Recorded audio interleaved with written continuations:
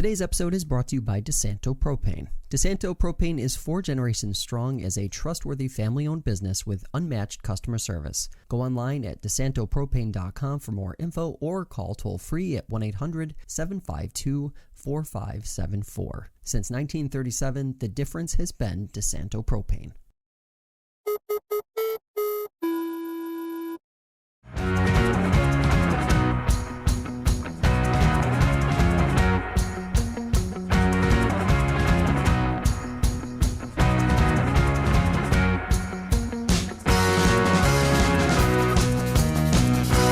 All right, everybody, welcome into Concrete Jungle, a New York baseball podcast here on FingerLakes1.com. Paul Russo and Kyle Evans here with you. Kyle, a little bit different again this week, but look, playoffs, postseason baseball, neither of the teams are in, but some stuff to discuss nonetheless. We have some awards that we get to discuss and announce, and playoff baseball is always fun to discuss. We'll do a little bit of that, but other than that, that's about it. Everything going good for you over there? Yeah, going very well. I mean, hockey starts today. I mean, the playoff games have been great. I've actually, as much as I'd like to see the Yankees and even the Mets in the playoffs, I've just enjoyed kind of sitting back and watching these other teams. So, yeah, it's been a good week. How about yours?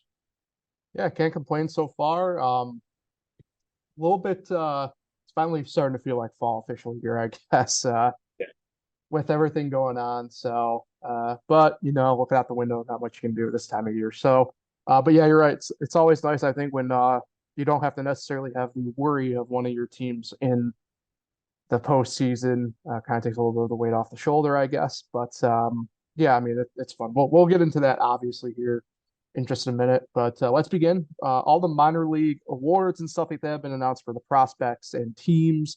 We'll jump right in. This is a very Yankee heavy segment here coming up. Unfortunately, I feel bad for our Mets fans out there. But we'll get to them in just a minute because they do have some. But we begin with the minor league pitching prospect of the year, and that goes to right-hand pitcher Drew Thorpe in the Yankees organization. Thorpe had a 14-2 record across 2 teams this year. That would be with High A Hudson Valley. Or I guess, yeah, technically, I guess they call it High A still in Double A Somerset. 2.52 ERA, 23 games, all of which were starts for Drew. 139 and a third innings pitched, 182 strikeouts, and a .98 WHIP. He was also the runner-up in the minor league debut of the year, losing out to catcher Ethan Salas of the San Diego Padres organization. And Drew also was on the minor league all-first team. So this is a guy who primarily pitched in 2022 in the Complex League. He was a draftee last year in 2022, but already Kyle making his mark within the organization and within baseball with carrying and winning a very prestigious honor very early in his career. Yeah, just 23 years old. Like you said, just drafted literally last year. But putting up those kind of numbers that early are going to earn him probably quickly up through the rankings. I know MLB.com has him making the big league roster sometime around 2025 or, even like a late call-up in 2025. But yeah, it seems like if he continues to pitch this well, we'll see him in the next couple of years. Yeah, and I mean, assuming everything goes well for him, I'd imagine he starts next year again in Somerset where he ended this year. Obviously, a lot of that stuff's too early to call. I don't know if we'll see a full year of him at Double A, or do we see, do a shout out here, what Baltimore did with Jackson Holliday this year. Began in High A and ends up at Triple A with Norfolk with them. But Jackson Holliday was the Player of the Year for the minor leagues. So who knows? I would imagine we'll probably see Drew for sure at Double A next year. I would imagine, we talk about the late call-up, Kyle. I'd imagine we'd probably see him at Scranton at some point, just through whether it's, process of elimination, quote unquote, with injuries or anything like that. But, if he's pitching that good, I mean, Double A is where you find out whether or not a lot of these prospects are going to make it at the big league level. And it's pretty apparent that he's at least in the small sample size so far collectively, he's got what it takes at the moment. Yeah, if I was going to put an exact timeline on it, I'd probably agree with you. He'll finish at AAA by the end of next year, and then come 2025 spring training, he should have a shot at least at somehow trying to make the roster. But again, we don't know what kind of moves will be made and what trades and signings will get on. So there's just so many unknowns. But no matter what, if he continues to throw the ball that well, he's going to find himself at the big leagues. Now, Drew Thorpe was not the only Yankee pitcher to receive some recognition in the wider scale of minor league baseball this year. Second team all minor league relief pitchers, right-hander Danny Watson. He also had a similar path in terms of teams played for this year to Drew Thorpe, teammate of his at Hudson Valley and Somerset. Between the two, 7.14 Watson with 5 saves, a 1.58 ERA across 62 and 2/3 innings pitched, 82 strikeouts, 25 walks, an opponent's batting average of 138 and a .88 whip. Again, followed a similar path here. This is a guy who, how can I put this? If you saw him on the mound, you might laugh slightly at first. Big, lanky kid. I was just going to say 6'7". I just saw that. Yeah, I mean, he's a big dude. Has a traditional over-the-top delivery, but he's known if he has to switch arm slots. Kind of makes him a multi-dimensional guy on the mound almost in a way. But this is a guy who I don't think maybe necessarily a lot of fans might know about outright. But I think with this recognition and honestly, the numbers back it up, this might be a name that you should put on your radar moving forward. Yeah, he wasn't drafted that long ago. Wasn't it 2021, I believe? Believe so, yes. Yeah, I'm pretty sure he was like 2021 and is he in the top 30? I don't know much about him either because of course he's way down. Oh yeah, he's number 29. Mm-hmm. So yeah, that's a guy to watch out for. Like you said, he's just so big, 6'7". I see photos of him here. He's massive. You usually don't see pitchers that tall. So yeah, I'll be keeping an eye on him and we'll see how that goes. Yeah, I'd imagine he might be following a similar path again to Thorpe, but I know Thorpe a little bit more highly regarded just throughout the Yankee system as a whole. I know Thorpe ended up cracking the MLB top 100 at the end of the year, coming in right at number 100, I believe it was on the rankings. Watson obviously behind him in that sense, but I'd imagine they probably follow a similar path next year. Start at AA, maybe end up at AAA by the end of the year. Believe it or not, MLB.com has his ETA next year. Really? So that's interesting. Hmm. That doesn't make sense to me because Drew Thorpe's the number 5 prospect. Mm-hmm. I mean, it might be just the fact that he's a reliever, right? More than anything else. True. I don't know. Spitballing on that one, I guess. Let's stick with the Yankees here before transitioning over to the Mets side of things in terms of one-on-one player stuff. Hudson Valley, the team, high affiliate for the Yankees in the South Atlantic League. I know it's a bit of an oxymoron, but that's minor league baseball as it stands right now. They were runner-up for the best alternative identity. It's one of the cool things about minor league baseball. The teams tend to, for the most part, have unique, localized names that if they don't have as their full-time name, they adopt on a part-time basis, usually we'll shout out our Rochester Red Wings here every Thursday home game. They're the Rochester Plates in honor of the garbage plate. Same with Syracuse. Shout out to Syracuse when they become the Salt City Mets or the Syracuse Salt Potatoes on Saturday home games. Hudson Valley came runner-up to the Amarillo Sod Poodles. They are a single-A affiliate with San Diego as well. So the Renegades would become the Cider Donuts. And if you don't know what a cider donut is, I feel bad for you. They're super good. But Amarillo won with the calf fries. And Kyle, do you know what a calf fry is? Put me on the spot. It's okay to say if you don't. I don't. Okay. So I had to do a little bit of research myself on this, and this might be a time if you get slightly queasy to close your ears, I guess. But do you know what a Rocky Mountain oyster is? Put me on the spot again. No. Okay. It is a to do it just medical term here, it's a bull testicle. Whoa. So calf fries are deep fried and sliced like a French fry bull testicle, and Oh my. apparently it's a delicacy, I guess, in Amarillo in that region of Western Texas. But that is what won this year, and honestly, it's one of those things where I saw the logo. It was a cool logo. It doesn't obviously look anything like that, but that's all part of it. But Hudson Valley came runner up. There was a few others in there. I know like the Wisconsin Timber Rattlers were in there for their alternative identity and stuff like that. But Hudson Valley coming up just short in that realm with the cider donuts. Interesting stuff. Glad you put that in the notes. I'm our minor league correspondent. I'm not afraid to go out on that limb.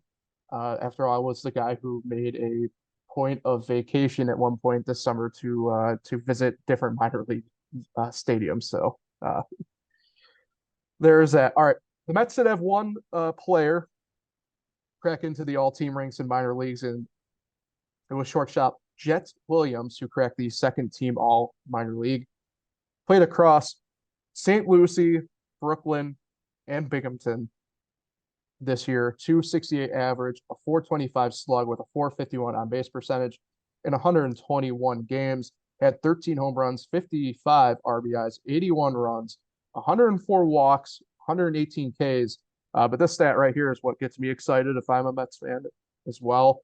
45 stolen bases and a 145 WRC plus. So this is a kid who there was a moment at the end of the season I thought we were going to see him at Syracuse, and just didn't happen. I think when Jonathan Aruz got sent or was optioned back down when Yormi got activated, I think that kind of probably put the damper on it.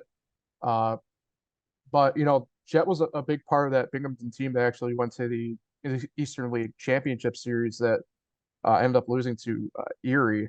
But this is a kid who, look, he's one of the top prospects within the Mets organization. It's going to be a name that if you don't know it for whatever reason, you better get to know it quick. I don't know. I doubt we necessarily see him outright next year, but 2025 in Queens sounds like the right time for Jet Williams to be a Met. Yeah, MLB.com has 2026, but of course you can't really go by those years. They're just estimating.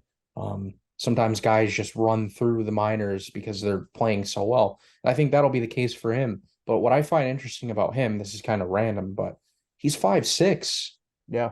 Jose Altuve's kind of lookalikes. Very small, can run fast, can hit for average. Obviously, I'm not going to compare him exactly to Altuve, but just the size kind of reminds me of him. To me, he's a more powerful, at least pure power Altuve, in my estimation. Could be wrong, but 19 I years mean, old. yeah, I mean, if you're slugging 425 at that age, at that size, that tells me you pack quite a punch. Yeah. So that was it for the Mets. It's kind of funny, and this is one of the things that we'll probably discuss more in the off season more than anything else. And this is something as I run down the all-stars for each league here quickly, that I think people pick up on is, the Mets have a very top-heavy minor league system right now in terms of prospects. Yankees much more on the back end right now, which that's part of the game, right? I mean, it's not all that long ago that we were kind of having, I think, the opposite conversations, right? Whereas, this past year we were talking about Brett Beatty, Francisco Alvarez, Vientos, Ronnie Mauricio, right? It's not all that long ago with the Yankees, right? We were talking about Aaron Judge, Gleyber Torres, Gary Sanchez. Look, time flips, it flops. So if you're a Met fan, I wouldn't get too upset or too worried. If same thing with the Yankees here when I go through these, and even then, we begin with complex league all-stars. Like some of these guys you probably won't ever even see, maybe even make it past AA hypothetically. So begin with the four complex league all-stars. Yankees had several. Second baseman Kinnear Delgado also earned top MLB prospect award in the league. Shortstop Roderick Arias, the Yankees number 7 prospect, was named an all-star in the Complex League. Third baseman Emmanuel Tejada, outfielders Willie Montero and John Cruz, right-handed pitcher Sebastian Keane, and manager James Cooper, all Complex League all-stars for the Yankees. The Mets did have one designated hitter, Ronald Hernandez, also their 20th rated prospect to make it. So Complex League, for those who don't know, imagine it's a lot of either guys freshly drafted right away, international signees, young kids, especially on the international side of things, who this is usually their first time really away from their homes if they're an international signee. Kind of the best way I can describe it, I guess, is camp like. You know, you're staying within these complexes. You know, the Yankees obviously would be in Tampa, the Mets with their home base in St. Lucie.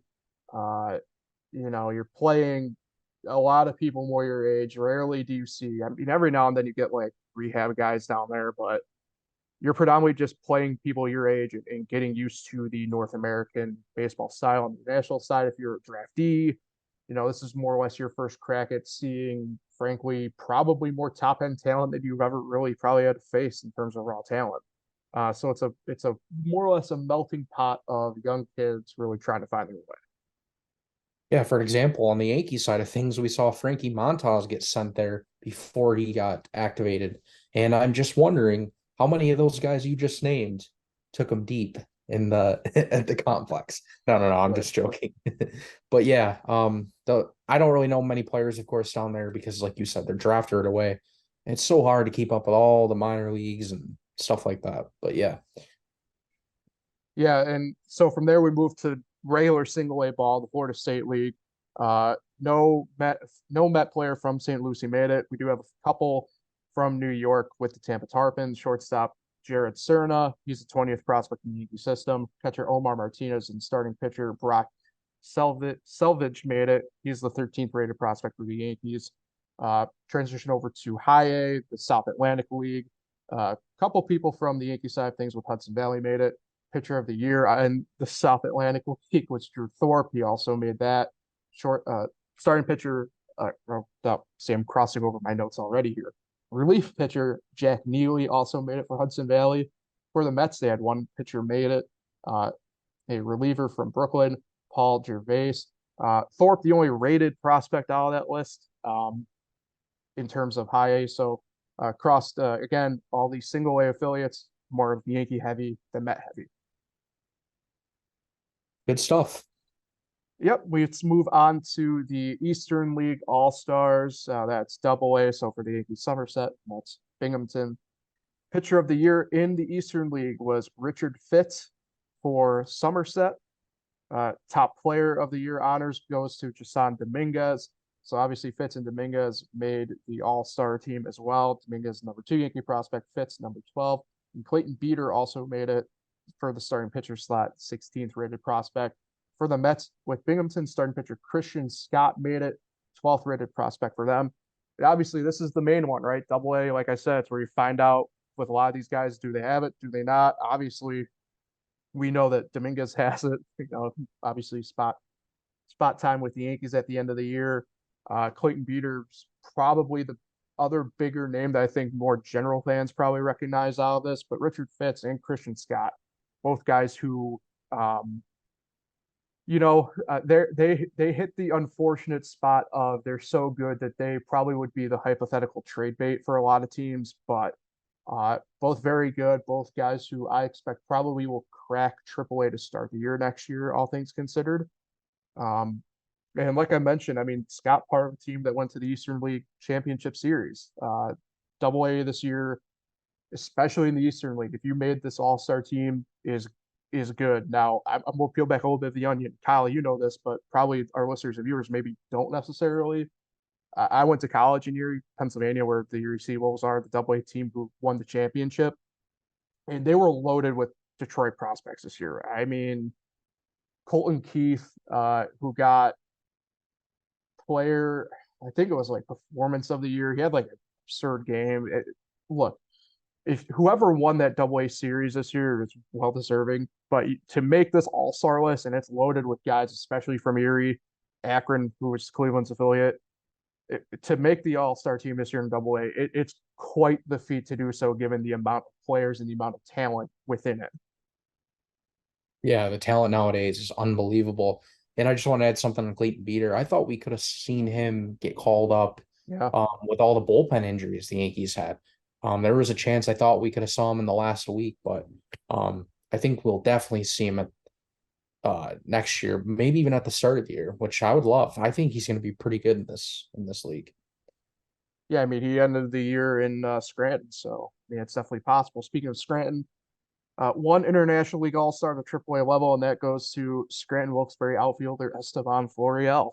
AAA this year was not the best for any of our teams that we really discussed overall. Rochester, Syracuse, obviously Scranton, because of their affiliation with the Yankees. But yeah, one player, and that was Esteban Florial, of all people. Yeah, and he raked. It just kept hitting homers, driving in runs. It just sucks that he hasn't done it as often at the big league level. I mean, he did play well at the end of the year when he was called up, but I don't know. I don't think his time in New York is going to last very long, much longer, I should say, because he's been there forever, it seems. Right. So I think he's eventually going to be on the move. I don't think he has a future, but in the big league club. Yeah, I mean, I don't know. It's weird. I mean, obviously the outfield's kind of a weird spot where I think collectively we kind of thought maybe a little bit log jammed, and I'm not too sure if that's actually the case now, kind of looking at it from maybe whatever 5,000 feet like we are at this point. But yeah, I don't know if he's going to be part of that future moving forward either at this point, unfortunately. So either way. All right, before we get out of here, let's talk some playoff baseball a little bit here. Wild card round last week was crazy. Sweeps across the board. I didn't necessarily fully expect that. Uh, Tampa getting swept by Texas. I thought Texas was going to beat Tampa, but I didn't expect a sweep. Uh, you know, that kind of caught me off guard. I guess same to a degree. I know the look you shot me at the time when we were discussing it, but I personally didn't see a way that Toronto was going to lose to Minnesota, and just Toronto, really more so Toronto's offense never got going. It just didn't. And when it did, they shot themselves in the foot. Like Vlad Jr. of all people getting back picked at second is just mind boggling to me. And then on the National League side, I laughed when I saw Brandon Pfaadt be the game one starter for Arizona, but maybe that's why we're sitting here, not in the dugout with Levo there. But the He did have a Diamondbacks. rough first inning. Yeah, I mean that's true, but I mean all things considered, I mean he shut down the Brewers. I mean Brewers get swept by the Diamondbacks, and then the Phillies sweep the Marlins, which I was kind of with you. I was riding the Marlins there possibly, and just didn't happen. And now kind of looking at it right now, it's chaos. It's chaos in the divisional round at the moment. But yeah, start with the wild card round. Just I was just kind of stunned across the board, I guess. Yeah, I thought the Blue Jays would at least win one of those games. I thought game two they were going to win. Obviously they took out Jose Barrios, which obviously that was a big thing. I mean, he tossed three scoreless innings. I just can't believe they pulled him. And then their GM comes out and says that it wasn't an organization decision. It was the manager's decision. And then Yeah. they say that he's coming back. And it's just like, wow, how did he not get fired on the spot for that move? I still don't really believe that it wasn't from the organization, but whatever. But yeah, I was surprised definitely by all the sweeps across the board. And you got to remember too, on the NL side, I know we're on the AL side, sorry. The Diamondbacks trailed in both of those games. Like I said, that starter in game one gave up 3 first-inning runs. The Diamondbacks offense just came back both times. And look at the last few days against the Dodgers. They've been unbelievable. They seem like they're going to be the magical team that finds their way in the World Series, which is insane to me. Yeah, I mean, there's always the one every year, right? I think last year we could probably all agree that it was Philly. But yeah, I mean, and Arizona's doing it too by in my mind, it's kind of just a perfect combo of like new school and old school baseball. I mean, Corbin Carroll. I mean, I know to tamper my expectations for next year because the sophomore slump usually does happen, but I mean, what a difference maker he's just been for that team all year. And I full display, like, we're talking here on Tuesday and last night, but I mean, like, he was being such a menace to the Dodgers pitching staff yesterday when he got on base. And to the point that at the end of the game, they bring in Evan Phillips, and Phillips clearly fell asleep to the point that like Christian Walker just literally walked into second base. I mean, to cause so much of a ruckus that your own teammates at that point are just able to kind of just do as they please on the base pass is crazy to me. And I'm not surprised by anything that the Dodgers are doing at this point. I thought their biggest weakness was like their pitching is just I'm not going to say non-existent, right? But like we had classic playoff Kershaw come out in game one, as I call it. And offensively, look, they're squaring up the ball when they've been putting the ball on contact, right? But it's been right at guys, and that's baseball sometimes. You just can't expect everything to be in a gap or a shooter or bleeder, and that happens. And I guess to maybe stick on the NL side of things here too. I mean, what a series we're looking at pretty much at the moment between the Phillies and the Braves. If it's as back and forth as it kind of is right now, in terms of obviously games in the series, but also just gameplay like it was last night on Monday, it's a shame that it's a 5-game series and not a 7-game series. Yeah, that game last night was unbelievable. I was kind of surprised that they kept Hoffman in because then they go to Soto, Gregory Soto. Why did you just not bring him in that situation? The pitch was at the bottom of the zone to Austin Riley when he hit it out, so I guess it wasn't right down the middle, but he hung it, and Yeah. Riley made him pay. I mean, it's just you wonder if the Phillies are going to bounce back after that because they're up 4-0. They have all the momentum in the world. They already won game one. They could have stolen 2 games in Atlanta and then they lose like that. I mean, that might be tough to overcome, but we'll see what this Phillies team is if they can bounce back in game 3 tomorrow night at home at the bank where it's wild. Yeah, let's hope no batters are thrown. Then I guess the last series we haven't really talked about is the Baltimore Texas one where I I don't know if I'm necessarily surprised by Texas being up 2-0, but like I to kind of maybe go back to something that you brought up in the wild card round with the Twins and Toronto. I thought Baltimore would at least get one at home, but now you're staring down the barrel of a best of three where Texas has home field advantage now, up 2-0. I mean, this is quite the climb, and Baltimore was my other team next to Milwaukee. I picked to make it all the way to the World Series, and I'm staring down, I guess, the barrel of not having either team in my bracket. But I don't know. I have admittedly expected more from this Baltimore team so far in the divisional round. And game 1, they just couldn't get the big hit.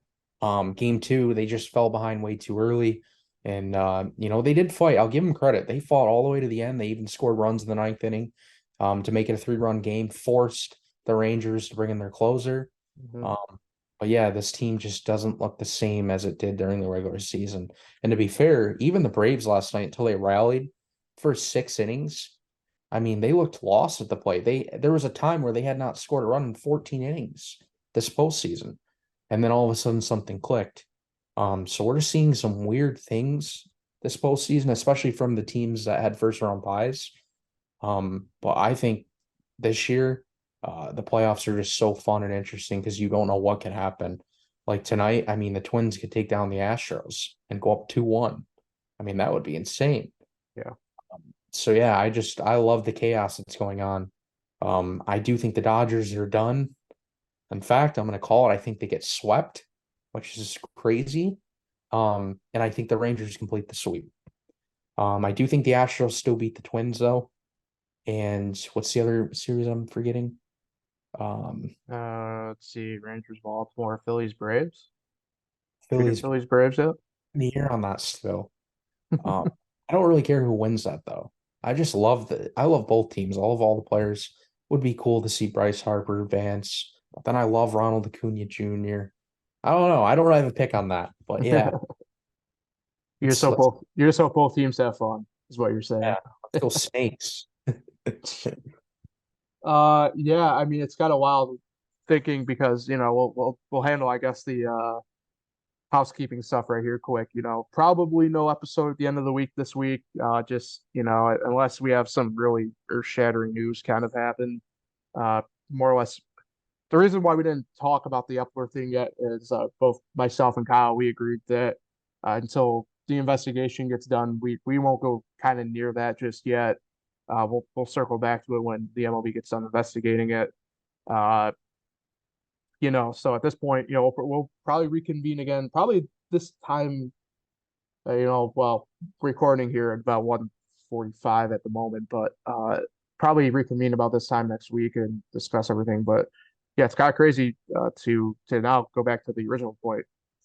Sitting here at this time next week, uh, you know, what does the championship series look like? And to me, it's kind of cool that we could be looking at, in all honesty, a team that hasn't won the World Series since '91 being in it, and a team that hasn't had playoff success in borderline 20 years, obviously, anyway, in the Twins. Baltimore, who we know their struggles and everything like that recently. A Texas team that has historically in their team battled futility and mediocrity, was able to break through a couple World Series appearances 10 years ago, and since then have fallen by the wayside and now has built themselves back up. On the NL side, the Diamondbacks, who honestly haven't done jack more or less since they won the World Series in 2001.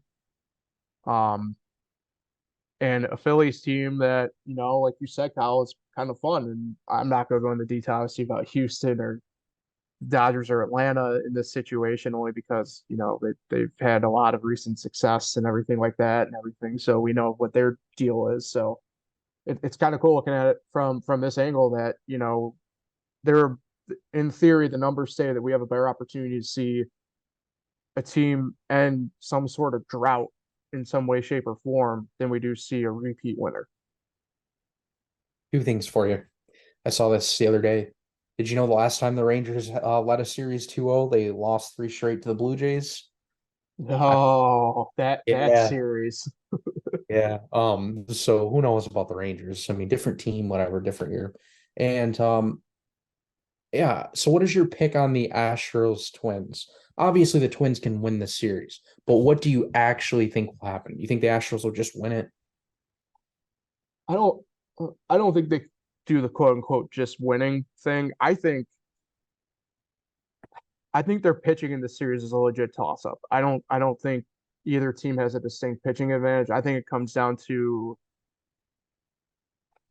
frankly which lineup's just going to be hot at the right time. And